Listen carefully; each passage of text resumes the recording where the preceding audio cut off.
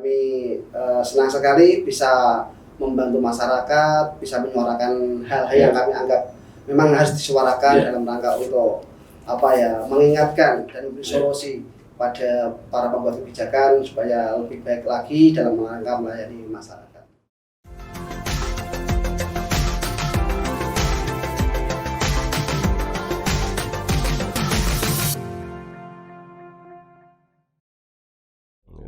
Mas Sururi, ini memang kalau di Kudus ini, monggo sambil minum Mas Sururi.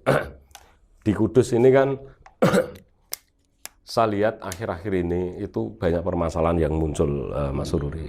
Ada kemarin juga ada tenaga medis yang kemudian ada disinyalir, ya itu ada pemotongan, kemudian dulu ada OTT, kemudian OTT bahkan bupati, kemudian ada masalah sampah yang kemarin juga dipermasalahkan, yaitu sebuah perusahaan yang kemudian ada sampah yang disinyalir tidak diproses, kemudian langsung mengalir ke masyarakat, dan kemudian ada testimoni, ada segala macam.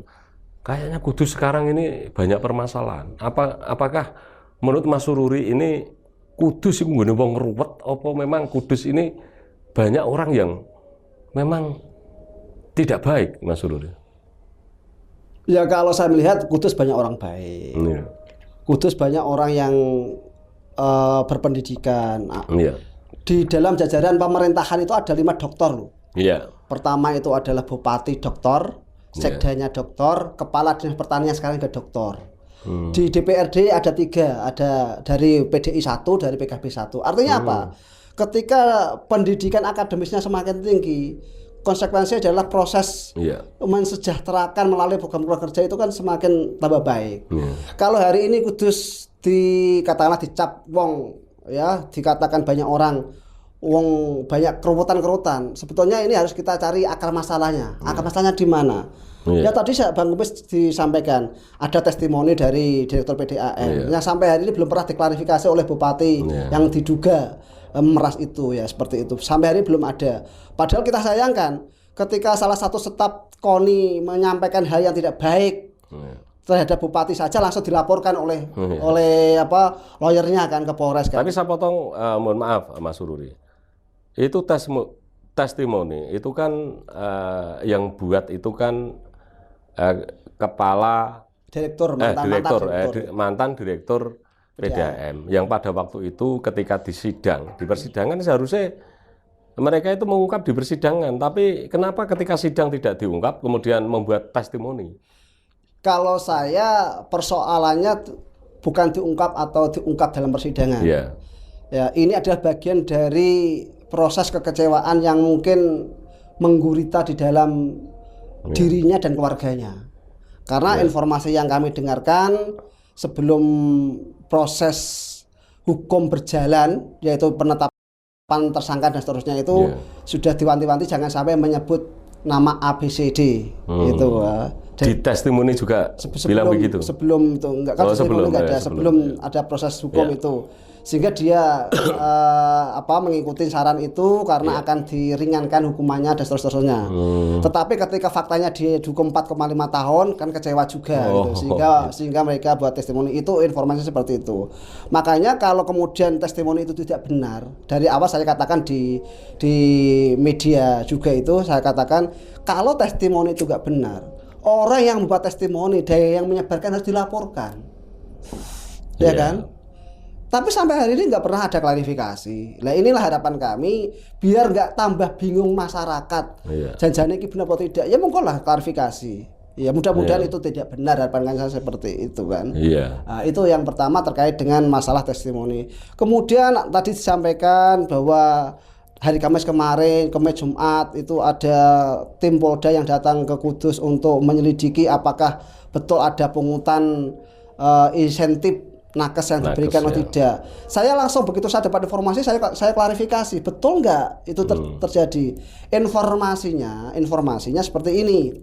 Jadi di rumah sakit itu kan nakes kan macam-macam. Iya. Ya kan ada perawat, ada dokter, kemudian ada bagian gizi, ada bagian pemeriksaan jenazah, ada bagian rekam medis seterusnya.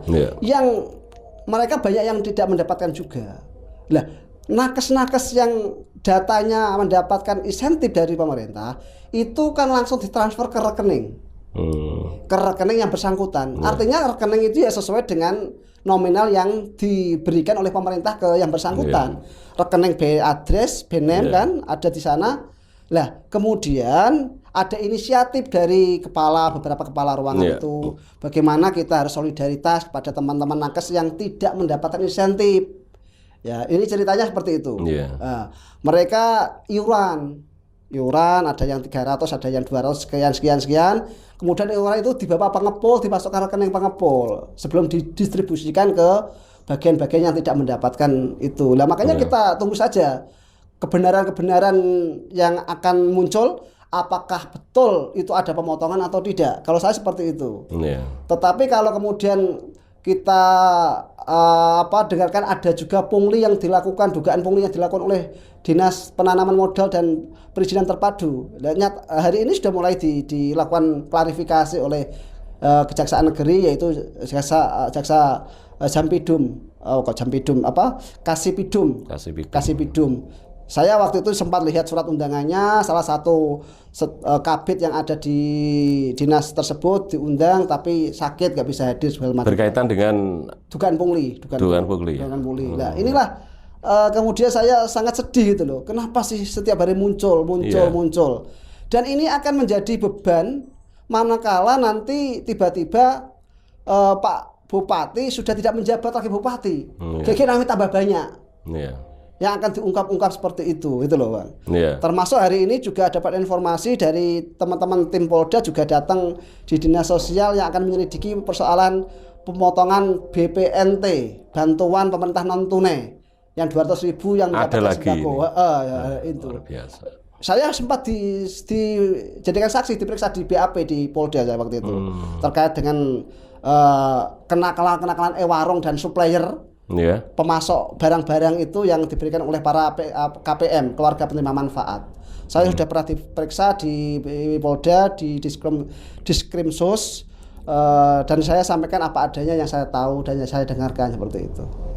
Jadi memang benar ya, sekarang ini di Kudus ini banyak permasalahan ya, yang sekarang kita sebagai warga masyarakat Kudus kan kemudian ikut risih gitu Mas Sururi. Karena berita di medsos maupun di khalayak umum itu selalu membicarakan loh Kudus ini apes gitu. Setiap kali selalu ada muncul berita yang di sana itu bukan berita yang baik, tapi beritanya itu selalu korupsi, selalu gratifikasi, selalu pungli gitu loh. Dan ini akan muncul berita yang juga luar biasa. Apa itu berita itu? Yaitu penataan birokrasi. Ada rolling, ada mutasi jabatan, ada demosi, dan juga ada promosi. Karena awal yang eselon berapa itu? Eselon 3, 4. Ya, kemarin awal Juli itu. Bahkan saya dengar kalau 4 itu kan eselon 4 itu kan kepala dinas. Kasih, eselon 4 itu kasih. Kasih, eselon 3 itu kabit. Ya, sekdin itu kabit. Kalau yang 2 itu kan kepala dinas, kepala badan itu. Nah, ada informasi KSN sudah turun ke bawah, sudah mencoba mencari bukti-bukti, memeriksa beberapa pejabat terkait dengan proses tadi itu. Ada mutasi, ada promosi, ada demosi, seperti itu. Nah, ini baru diproses. Apakah prosedur sesuai dengan perundang-undangan dilakukan atau tidak? Nah, kita nunggu hasil itu aja. Dan ini yang kita sayangkan juga itu. Sehingga harmonisasi antar birokrat itu tidak ada. Saling inceng-incengan. Inilah yang akan menjadi korban lagi-lagi adalah masyarakat. Karena birokratnya, bahasa kami, tidak bisa rukun dengan baik. Nah, kalau tidak bisa rukun, apakah mampu memberi pelayanan pada masyarakat? Mudah-mudahan secepatnya lah Bupati mengambil sikap yang terbaik dalam rangka untuk menjalin hubungan harmonis kepada semua birokrat yang ada di Kudus, sehingga pelayanan masyarakat ini betul-betul tidak diabaikan oleh pejabat terkait itu, Bang Mus. jikalau semakin hari itu selalu muncul berita-berita yang notabene adalah korupsi, maka yang tertanam orang itu, wong Kudus itu ahli korupsi, senengane korupsi. Kita sebagai masyarakat Kudus kemudian ketika kita keluar kota ketemu dengan orang Semarang, selalu yang ditanyakan itu bukan hal yang positif, tapi ya itu berkaitan dengan korupsi. Nah, di Kudus ini juga santer terdengar bahwa para elitnya itu tidak kompak. Apakah itu betul, Mas Surur? Ya, indikatornya ada. Iya. Indikatornya ketidakkompakan itu. Bahkan saya dengar dan saya pernah membaca langsung itu ada surat yang salah satu birokrat di Kudus yang memegang administrasi paling pucuk di Kudus itu sudah minta mau ke gubernur, menjadi staf ahli gubernur, menjadi sekdanya gubernur, ya kan? Ada pernah kepengen jadi pegawai di Kementerian PUPS, juga pernah ada. Artinya apa? Mungkin karena yang bersangkutan istilahnya sudah nggak kuat lagi menjadi birokrat di Kudus atau apa. Kita yang jelas kita belum sampai tahu persis alasannya seperti itu. Hanya saja riak-riak ketidakharmonisan itu nampak. Dan ini sudah ada kelompok-kelompok di dalam birokrasi, kelompok A, B, C, D dan seterusnya. Itu loh Bang Kumis yang kita perhatikan itu. Iya, ini memang kalau di Kudus ini kan yang sering mengingatkan pengambil kebijakan itu kan Mas Sururi Mujib dengan kawan-kawan.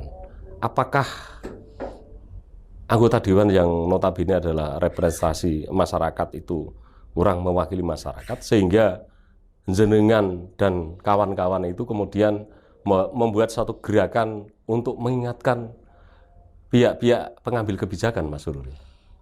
Dewan punya tupoksi yang melekat pada dirinya, yaitu dia punya tupoksi dalam kerangka untuk membuat perundang-undangan legislasi, dan dia punya tupoksi untuk melakukan budgeting, membuat anggaran, dan yang ketiga adalah pengawasan controlling.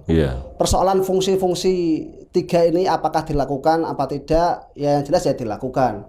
Cuman ada yang didengar, ada yang tidak. Yang jelas setiap tahun dia membuat peraturan daerah tentang APBD. Ini adalah kewajiban yang dilakukan. Setiap bulan Agustus September proses perubahan APBD dilakukan. Termasuk adalah membuat aturan-aturan legislasi, perda-perda dan lain sebagainya yang juga dilakukan. Yang sering kita tidak dengarkan adalah pengawasan. Apakah kekurang maksimal pengawasan teman-teman di dewan itu karena mereka juga bagian dari sistem itu apa tidak? Ya monggo kita telisik bersama-sama. Kenapa? Kalau kita bicara gratifikasi, ketika kita bicara korupsi, ketika kita bicara hadiah, pungli dan seterusnya, saya nggak tahu apakah mereka ikut merasakan apa tidak. Ya, merasakan apa tidak? Karena kalau dia ngomongnya buantar katakanlah, sementara dia punya aspirasi. Ya kan, dia punya aspirasi. Pokok-pokok pikiran. Pokok pikiran di dalam peraturan tata tertib yang mereka buat, namanya pokok-pokok pikiran dewan. Pokok-pokok pikiran dewan itu sekarang yang kita lucukan kan berbentuk judul kegiatan. Bukan berbentuk bagaimana supaya pemerintah daerah ini katakanlah mampu mendapatkan pendapatan daerah yang lebih dari yang sekarang. Apa pokok-pokok pikirannya? Intensifikasi dan ekstensifikasi PAD itu seperti apa? Itu kan dikaji. Nah, kalau pokok-pokok pikiran berbentuk titik judul program kegiatan, misalkan membuat drainase, membuat memperbaiki jalan, membuat jalan usaha tani, ya kan, normalisasi sungai, itu kan bukan pokok-pokok pikiran. Itu program kegiatan yang biasa dilakukan oleh eksekutif terkait, gitu loh. Kalau pokok-pokok pikiran itu bagaimana kita mengeluarkan pokok-pokok pikiran yang ada dalam diri kita untuk membantu pemerintah dalam rangka pertama memberi pelayanan yang terbaik. Apa bentuk pelayanan yang terbaik setelah kita melakukan kegiatan-kegiatan kunker di sana. Kemudian bagaimana cara melakukan intensifikasi dan ekstensifikasi pendapatan daerah. Ya, misalkan pemberdayaan wisata. Itu kan bagian dari proses bagaimana pendapatan daerah akan naik, bagaimana meningkatkan produktivitas pertanian misalkan. Itu pokok-pokok pikiran, bukan buat judul dan titik, itu maksudnya gitu. Bukan hanya proyek semata gitu ya. Ya, otomatis kalau pokok-pokok pikiran itu diberikan, misalkan bagaimana contoh untuk meningkatkan kualitas produktivitas para petani misalkan, otomatis kan nanti di situ ada program kegiatannya. Ya. Tapi jangan langsung berbentuk membuat jalan CUT itu. Sementara petani kita masih mohon maaf, petani kita masih susah gitu loh, masih suka ketika musim panen seperti ini ada cabai itu. Harganya hanya 3.000. Biaya yang dikeluarkan untuk sing manen cabai itu dengan hasil yang diperoleh itu aja nggak imbang. Apalagi kalau kita bicarakan kos yang dikeluarkan dalam produksi cabai dari mulai A sampai Z itu gitu loh. Apalagi pupuk misalnya. Apalagi pupuk, keberadaan pupuk katakanlah. Meskipun sekarang sudah ada kartu tani, tapi ternyata pupuk juga sulit. Sulit juga. Nah, maksud saya itulah ketika pokok-pokok kan disampaikan, itu kan kemudian ada kegiatan dan program yang akan dilakukan. Ketika pupuk susah katakanlah. Ya kan, caranya bagaimana supaya pupuk nggak susah? Ya kita komunikasi dengan produksi produsennya, agennya dan seterusnya. Bagaimana supaya petani ini ketercukupan pupuk itu dijamin betul itu loh. Ketika musim tanam 1, musim tanam 2, kan seperti itu. Lagi-lagi saya katakan bagus ada pokok-pokok pikiran, tapi jangan berbentuk titik judul dan proyek yang lebih ironis sehingga ada proyek itu koncone dewi. Itu yang kita kritik seperti itu sehingga teman-teman dewan banyak yang nggak suka dengan saya. Itu konsekuensi bagi kami. Padahal kalau kritikan itu sebenarnya kalau disikapi dengan baik itu sebenarnya itu adalah obat untuk supaya dia lebih menjadi dewan itu tahu bahwa dia ini ada yang mengkritisi sehingga apa yang menjadi tanggung jawab mereka itu memperjuangkan hak-hak masyarakat, Mas Ruri. Betul. Kemudian saya kembali ke masalah korupsi itu tadi. Kita ketahui Mas Ruri bahwa di Kudus ini kos politik itu sangat tinggi. Kita tahulah bahwa sekarang itu jadi bupati itu ini menjadi rahasia umum dan sering saya ungkap bahwa kos untuk menjadi bupati itu sangat tinggi.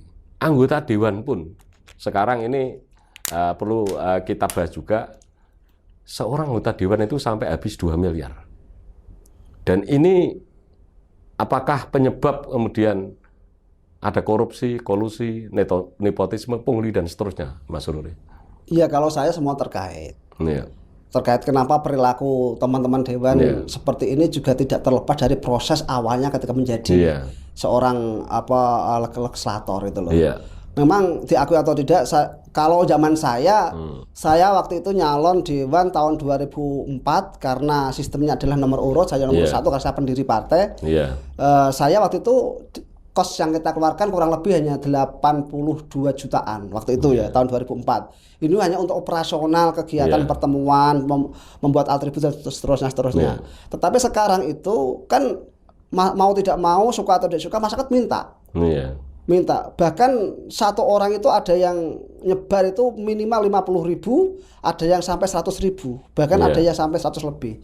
Ini kan situasi dan kondisi yang sangat tidak baik dalam kerangka mengembangkan demokrasi yang sekarang kita sedang berjalan ini. Inilah harapan kami ke depan, kita sama-sama ngasih edukasi. Ngasih edukasi, masyarakatnya juga jangan terlalu minta sebelum mereka jadi, dan kemudian dewanya juga terlalu umbar-umbaran.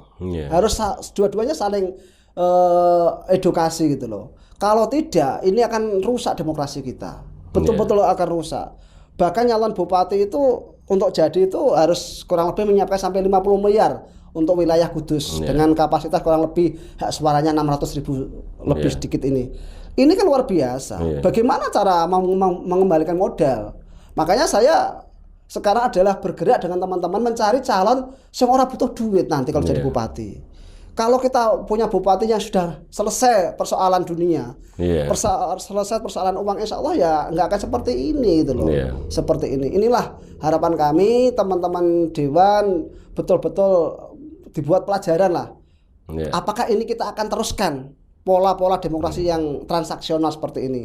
Yeah. Kalau teruskan ya yang rusak juga masyarakatnya, dewanya juga mohon maaf dalam tanda kutip selalu mencari celah bagaimana supaya dapat uang.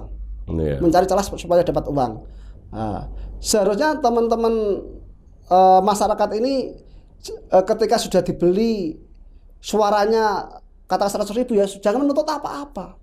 Hari ini sudah dibeli 100.000 tetapi setelah teman-teman jadi dewan juga dituntut terus. Ada sumbangan A, sumbangan B, sumbangan C dan seterusnya. Ini juga jadi problem itu loh. Makanya ya nggak usah minta suaranya dibeli, tetapi ketika dia jadi betul-betul nanti berharap keinginan aspirasi masyarakat dilaksanakan dengan baik oleh teman-teman dewan. Seperti itu Bang Kumis. Baik, Mas Sururi. Saya kira jenengan itu sebenarnya dibutuhkan oleh masyarakat untuk bisa mewakili di gedung DPR, Mas Sururi. kalau bisa ini untuk 2024 Mas Sururi ini nyalon DPR. Saya siap memfasilitasi untuk Mas Sururi ini masuk di anggota dewan agar supaya apa yang menjadi keinginan jenengan untuk memperbaiki Kudus itu melalui tempat yang memang selayaknya, yaitu di gedung DPR, Mas Sururi. Kalau saya sampai detik ini nggak punya niat, Bang Kumis. Sekarang saya sudah melihat pola demokrasi yang transaksional seperti ini memang sulit bagi teman-teman yang punya idealisme, apalagi ingin melakukan perjuangan di lembaga-lembaga yang resmi seperti dewan seperti itu. Kalau saya kepengen kalau ada yang ngeragatin saya siap jadi bupati malah. Dan akan gitu ya? Revolusioner betul. Nah, ini harus kita kampanyekan. Persoalannya kan gini loh. Apakah seorang yang tanpa modal mau jadi bupati itu bisa? Jawabannya saya yakin untuk saat ini tanpa mendahului kehendak Allah ya susah untuk jadi seperti itu. Bahkan saya pernah komunikasi dengan salah pengusaha di Kudus, jangan keluarkan uang 50 miliar untuk jadikan orang jadi bupati. Tapi catatannya revolusioner, tidak ada jual beli jabatan, tidak ada fee proyek segala macam. Saya sempat menyampaikan waktu Pak Mustafa jadi bupati, Pak Bupati coba dalam rangka untuk transparansi, saya yakin jenengan akan mendapatkan penghargaan tingkat internasional. Dengan apa caranya? Salah satunya proyek A dengan anggaran 1 miliar, gambarnya tempelkan, RAB-nya tempelkan sana. Partisipasi masyarakat biar nanti datang dengan sendirinya. Jadi nggak ada orang yang mencoba-coba nyolong besi, nyolong semen, nyolong pasir. Karena apa? RAB gambar sudah ditempelkan di tempat proyek itu. Selama ini memang sudah ada itu. Nggak ada RAB-nya. Nggak ada RAB, hanya jumlah total. Misalkan drainase ini anggarannya 500 juta sekian. Tapi rinciannya itu nggak ada. Kalau saya konsepnya, ya tadi itu, transparansi betul. Catatannya adalah seorang pemimpin, baik bupati, kepala dinas, stakeholder yang punya proyek itu, jangan sekali-kali mengharapkan setoran. Jangan sekali-kali mengharapkan fee. Ada nggak yang berani seperti itu? Kalau berani, otomatis kontraktornya seneng karena nggak banyak setoran, nggak dirusoi, masyarakat seneng karena bangunannya pasti bagus, kualitasnya bagus, ya kan, dan aspirasinya dipenuhi dengan baik, ya kan, dan uang negara nggak akan hilang kemana-mana karena betul-betul kembali ke masyarakat. Tetapi Mas Sururi, saya menarik dengan misalnya jenengan dicalonkan Bupati Kudus siap, tetapi undang-undang itu kan bahwa calon bupati harus diusulkan oleh partai politik melalui fraksi. Nah jenengan ini posisinya kan bukan orang partai ya sekarang? Ya, saya bukan orang partai dan kalau calon bupati, calon wakil bupati itu yang mencalonkan adalah gabungan partai politik dan gabungan partai politik, ya kan? Kalau maju lewat perseorangan juga bisa. Contohnya kemarin tahun 2018 kan ada 2 calon perseorangan, bisa. Persoalan kemudian adalah apakah masyarakat mau ada calon yang maju ketika calon itu tidak memberi sesuatu kepada masyarakat. Itu ini sudah terbukti bahwa calon independen yang notabene tidak mengeluarkan amunisi sama sekali itu tidak dipilih. Bahkan sedikit sekali Bahkan itu kan ada persyaratan bahwa calon bupati, wakil bupati yang dicalonkan oleh independen itu kan harus bisa mengumpulkan dukungan berapa persen kemarin itu? Angkanya persis saya lupa itu. Ya pokoknya ada persentase lah. Dan kemudian ada fotokopi KTP. 20% kalau 20% nggak salah. 20%. Nah itu ternyata untuk perolehan suara kurang dari itu, padahal sudah mendukung secara hitam di atas putih dan fotokopi KTP juga dikumpulkan. Tapi pada akhirnya ketika memilih tidak memilih. Nah ini apakah bisa kemudian memenangkan pertarungan apabila melalui independen, Mas Sururi? Makanya lagi-lagi saya katakan kita harus perlu mengedukasi masyarakat. Dimulai dari kita, keluarga kita, teman-teman kita yang punya idealisme, jago-jago di warung kopi. Kalau itu digencarkan oleh orang-orang secara terus-menerus, insya Allah ke depan, bukan sekarang ini, ke depan insya Allah itu akan semakin maju lagi demokrasi kita. Tetapi untuk saat ini nggak bisa. No way, no boss. Orang yang duitnya nyoblos seperti itu. Itu sing di pro, sing gede di pro kan seperti itu. Bahkan itu masyarakat ketika ada pemilihan kepala desa itu kan sering ada pertemuan. Bahkan dulu sering saya mengkampanyekan itu, Mas Sururi, di desa saya tentunya. Itu dihadiri oleh Pak Camat, ada Pak Dandim, Dan Ramil, ada Pak Kapolsek. Saya menyuarakan bahwa money politik itu meskipun sekarang belum bisa dihilangkan, tapi paling tidak kita harus menyalahkan bahwa money politik itu melanggar hukum dan itu perbuatan tidak baik. Tapi ternyata masyarakat malah banyak yang celoteh bahwa saya sok gitu loh. Nah inilah kadangkala karena tindakan hukum itu tidak dilakukan dengan benar dan tepat. Betul di dalam undang-undang money politik itu pidana. Bahkan pengawas pemilu di tiap desa aja kadang-kadang jadi tim sukses yang ditum duit. Aku yakin para komisioner KPU di kabupaten, para komisioner pengawas pemilu di kabupaten tahu ada money politik. Mereka nggak bisa apa-apa. Kecuali kalau mereka betul-betul menegakkan aturan itu, betul-betul tegakkan, minimal ada kejeraan dari masyarakat. Mau ditangkap. Seperti itu. Nah kadang-kala mereka itu tunggu laporan kok. Padahal dia tahu kadang-kala malah pengawas di tingkat desa itu malah ikut membagikan amplop. Ini kan hal yang lucu demokrasi kita itu. Aturannya ada, tetapi aturan itu untuk dilanggar. Seperti itu Bang Kumis. Demokrasi wani piro sekarang ini. Transaksional itu. Seperti itu.